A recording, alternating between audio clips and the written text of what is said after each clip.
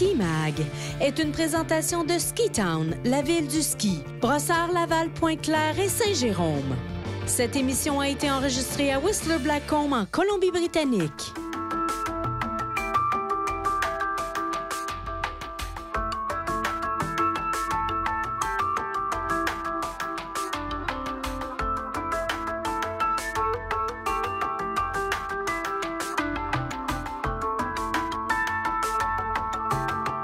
Bonjour, ici Jean-Luc Brassard et bienvenue à une autre émission de Ski Mag en provenance de Whistler. Nous sommes presque devenus des locaux, donc on commence notre journée avec un bon petit café.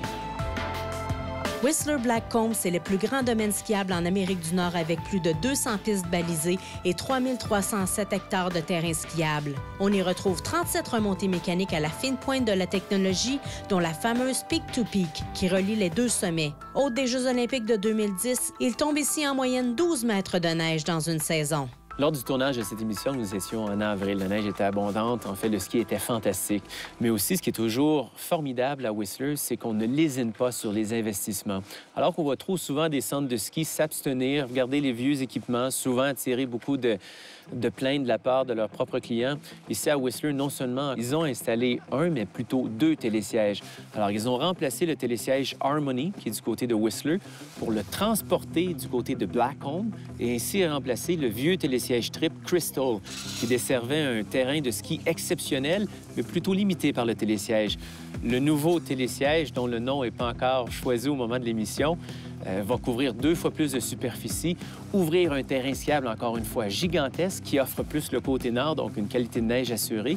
Et du côté d'Harmony, on achète tout simplement un nouveau télésiège, cette fois-ci 6 places débrayables, qui va pouvoir contenter les skieurs qui sont absolument friands de cette partie de la montagne, qu'ici on appelle Alpine, c'est-à-dire au-dessus de la limite des arbres et qui offre une pléiade de descentes à couper le souffle.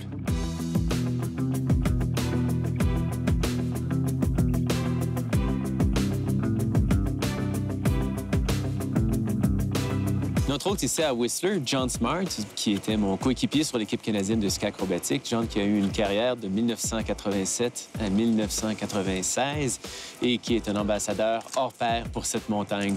John, you were born in Témiscamingue in Quebec, but you only lived there 3 months and then moved here to Lionsbury nearby Whistler. Yeah, I was transported out of Quebec pretty quickly. I spent a lot of time there, as you know.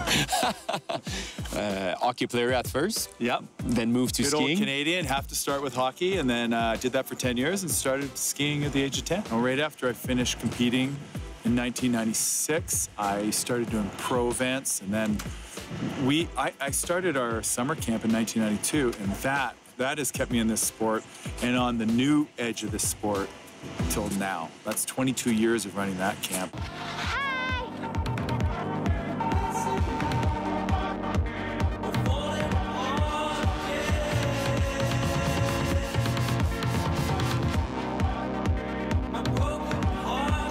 When you live in Whistler, you've got to make it your home by staying in the sport, and that's not a hard job for me, actually.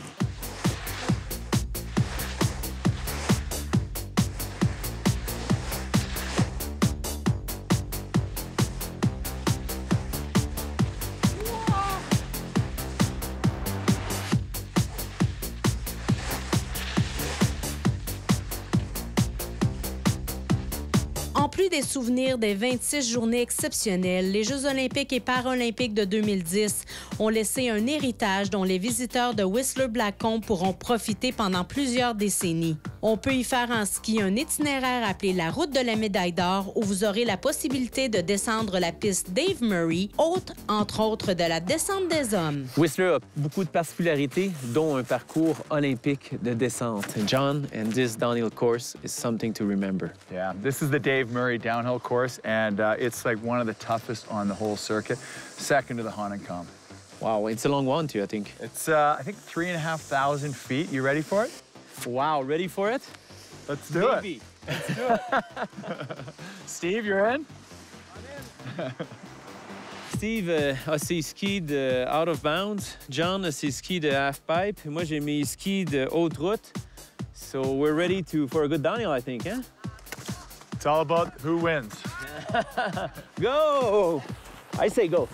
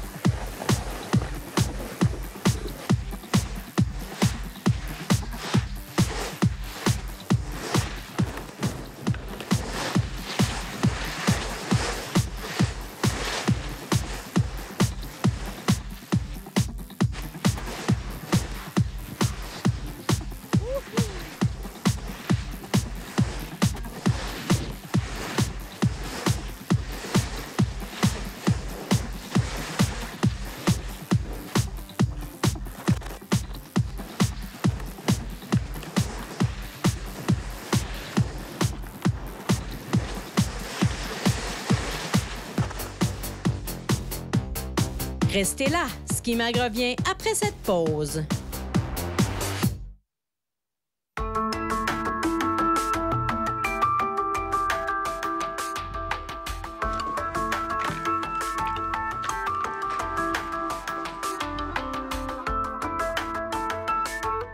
La crise économique est arrivée au bon moment à Whistler, parce que l'année avant, ce fut la décision de la construction de Peak to Peak.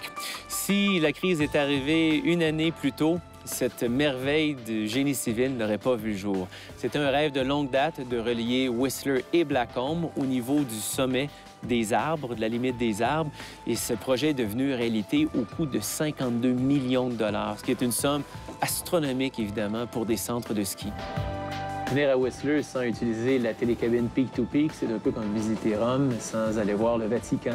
John, this amazing lift system is something unbelievable. Yeah, as skiers, we were pretty lucky that they actually built this thing. First of all, we didn't believe it was possible, but it's the longest continuous span in the world, so it breaks that record. It's 4.4 kilometers long. And between the two towers, it's got the longest span that's unsupported of 3 kilometers. And when we get into the middle, over the valley, you're 1,400 feet up. From the valley. From the valley. Check that out. Yeah. We're getting near the midpoint right now. Yeah, I can see the river now down below. Des points de vue remarquables. On a même pensé mettre une vitre au centre de 2 des 28 télécabines, de manière à donner une vue encore plus vertigineuse de plus de 400 mètres de vide au moment où on surplombe la petite rivière Fitzsimmons qui sépare les deux montagnes. C'est en seulement 11 minutes que vous traverserez d'une montagne à l'autre.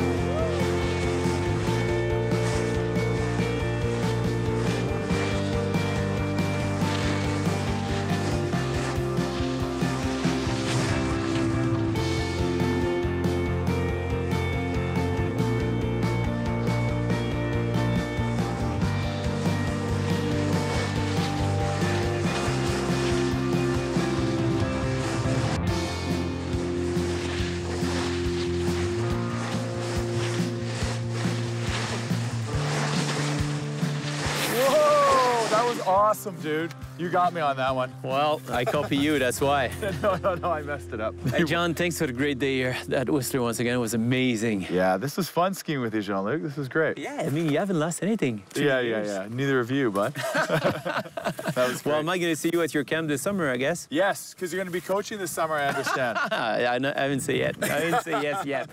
Let's All hope right. so. Pour nous, on va aller au village parce qu'il y a bien d'autres choses à faire et, entre autres, un peu de dégustation. Très agréable. OK, we keep going? Cool!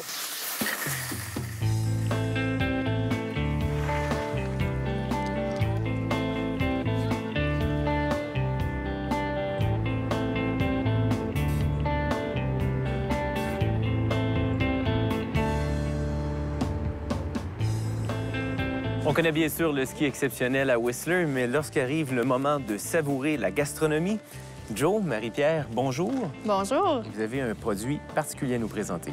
Oui, donc aujourd'hui, on va faire un Whistler Tasting Tours. Donc, c'est un tour guidé. On va marcher à travers le village afin de découvrir Whistler, mais du côté gastronomique.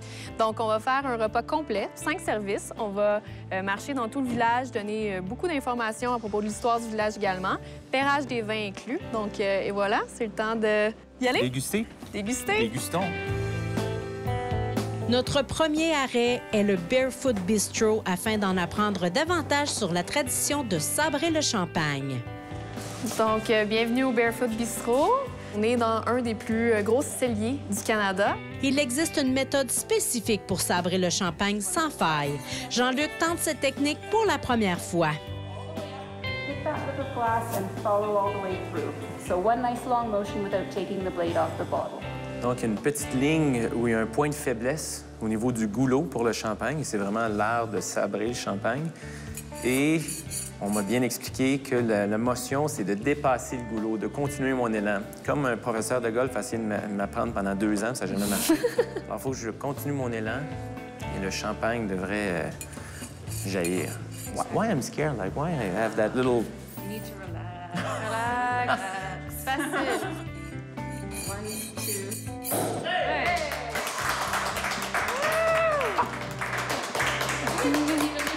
Yeah. Is that a fair cut? That's as clean as it gets. Wow, I'm safe. Santé. Santé. Santé. Thank you very much once again. To a great season. On nous a aussi servi une entrée de carottes 4 façons, s'accordant à merveille avec le champagne. C'était très réussi. Une petite marche nous mène à travers le village où nous découvrons High's Steakhouse. Bienvenue tout le monde, bienvenue chez High's. Merci. On va voir la dégustation à l'aveugle aujourd'hui. Oui. Ici, Jean-Luc, on prend la deuxième entrée. Donc, on va avoir une entrée de thon. Et pendant qu'on déguste, on va faire une dégustation de vin à l'aveugle. Donc, je vais te donner un choix au niveau des cépages. Les choix de vin aujourd'hui, donc c'est soit un Shiraz, un Merlot, Cabernet Sauvignon ou Pinot Noir. Donc, santé. Santé. Afin de prendre le plat principal, notre 3e arrêt est le magnifique restaurant italien Quattro. L'intérieur du restaurant d'inspiration vénitienne est très réussi, chaleureux et invitant. 2 foyers agrémentent aussi le décor. Ça, c'est le Mission Hill 5 Vineyard. C'est encore un vin de Colombie-Britannique. Oui, exactement. Encore un vin de Colombie-Britannique. Donc là, les meilleurs raisins de 5 vignobles différents. Ça va bien accompagner notre repas principal ici. La carte de vin est impressionnante et les critiques sont unanimes pour dire que la cuisine est impeccable. Merci. Nous avons eu droit au veau accompagné des pâtes signature de la maison. Jean-Luc, pour le dernier arrêt, on va aller au Fire Rock. Donc, on va avoir la chance de déguster du vin de glace, donc un produit typiquement canadien avec un plateau de fromage. Wow, ça clôture bien un souper exceptionnel. Exactement. Donc, ce que vous allez boire aujourd'hui, c'est le Riesling Ice Wine, donc le vin de glace de Riesling de Jackson Trigg Winery. Donc, le Canada est le plus grand producteur de vin de glace à cause de notre climat. Fire Rock nous a offert un plateau de fromage qui accompagne très bien le vin de glace. Quelle belle découverte! Marie-Pierre, merci infiniment pour cette tournée-là parce que ça permet de voir Whistler autre que le ski, de savourer Whistler en quelque sorte. Bien, exactement. J'espère que tu en as appris davantage sur tout ce que Whistler a à offrir, que ce soit au niveau des vins de la Colombie-Britannique, du côté gastronomique. Il y a vraiment beaucoup de choses à faire ici. Puis vraiment, ça a été un plaisir pour moi de te guider ce soir. On va remettre ça de la tournée des restaurants. Parfait. Merci. La chronique équipement est une présentation des boutiques Ski Town, la ville du ski, Brossard, Laval, Pointe-Claire et Saint-Jérôme. En ski, quelquefois, il fait froid, alors l'importance de se tenir au chaud, c'est primordial.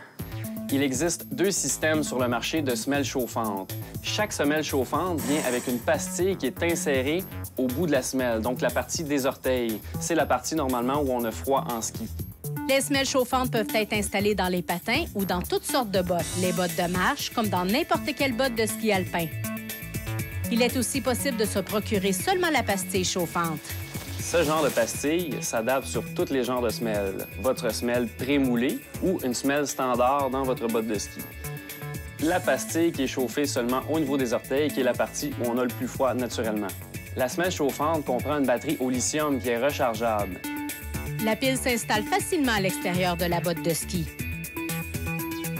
La batterie qui est connectée à votre propre semelle s'adapte jusqu'à 20 heures au niveau du chauffage. Donc, s'il fait froid, on peut monter l'intensité au niveau 4, qui va durer jusqu'à 4 heures. Et s'il fait un petit peu moins froid, on peut juste se garder très confortable à niveau 1. Il existe 2 bonnes solutions pour les frileux au niveau des mains. Soit qu'on utilise, comme tout le monde connaît, le hot shot. On le brasse un petit peu, on le met dans notre gant. Ou la solution un petit peu plus efficace encore, au même principe que les semelles chauffantes, le gant chauffant. Le gant chauffant s'utilise avec le même principe de batterie, une batterie au lithium. Par contre, cette batterie-là va durer seulement jusqu'à 5 heures. La batterie, un petit peu moins dispendieuse que celle de la semelle chauffante, on peut en acheter 2 ou 3 pour faire des journées de ski un petit peu plus longues.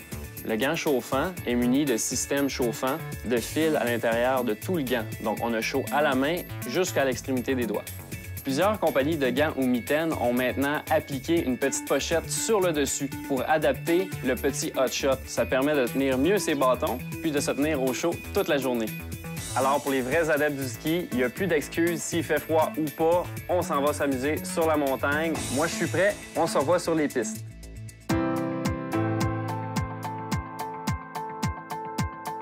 Lors de notre séjour, nous avons passé un très bel après-midi au Scandinave Spa.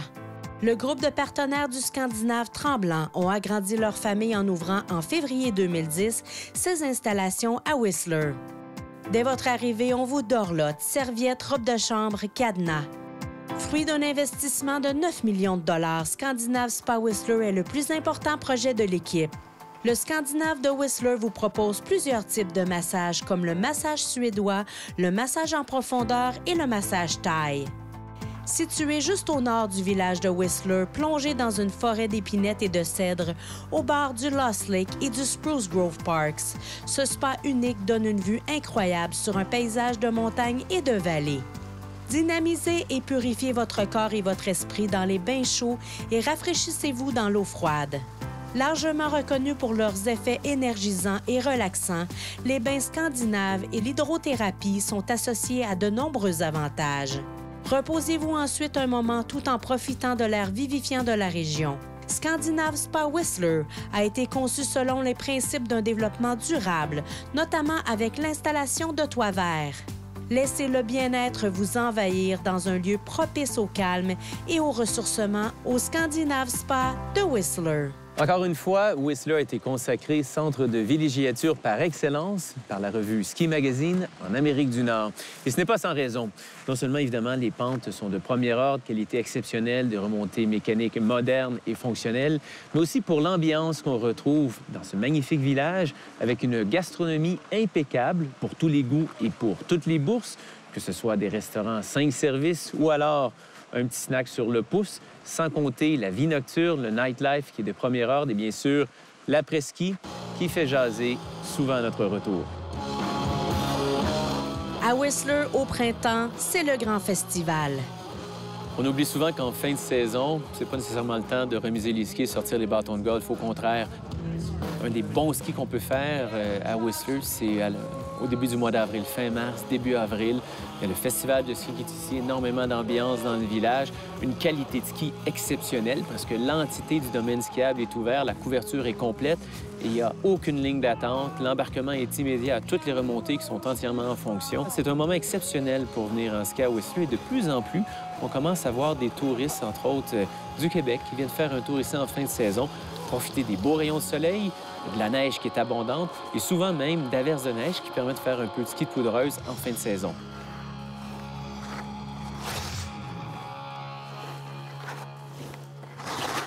Toute l'équipe est demeurée au Crystal Lodge. L'hôtel est situé en plein cœur du village piétonnier et offre plusieurs boutiques directement à l'hôtel. On vous offre ici un service 4 étoiles renommé. Le Crystal Lodge offre une variété de chambres, de lofts, mais aussi des suites luxueuses bien équipées avec cuisinette, micro-ondes et foyer. L'Internet est gratuit partout. En plus d'être à quelques pas de marche des gondoles, le Crystal Lodge propose aussi une piscine chauffée afin de terminer vos journées en beauté. Au nom de toute l'équipe de Ski Mag, merci d'avoir été des nôtres et c'est un rendez-vous pour une prochaine émission.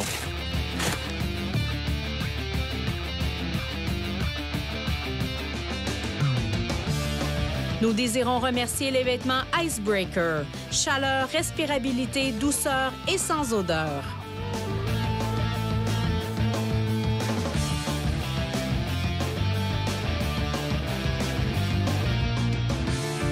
Ski Mag vous a été présenté par Ski Town, la ville du ski. Et par Voyage Gendron, vacances plein la vie. Bonjour, ici Jean-Luc Brassard et bienvenue à une autre émission de Ski Mag en direct de Ski Mag Whistler Bowl, c'est aussi un peu plus tard en saison un endroit où les boss poussent de manière généralisée. Ouais. Le Whistler Tasting Tours avec Joe et Marie-Pierre. Bonjour. Enchantée. Ben, c'est un plaisir. Qu'est-ce que le Whistler Tasting? We're at the top of the gold medal route right here. So this is where the Olympics took place and where we had the men's downhill and the Super G. Cool. Yeah. I jumped. I was like, do I close it with the Olympic medal route? No, that was good.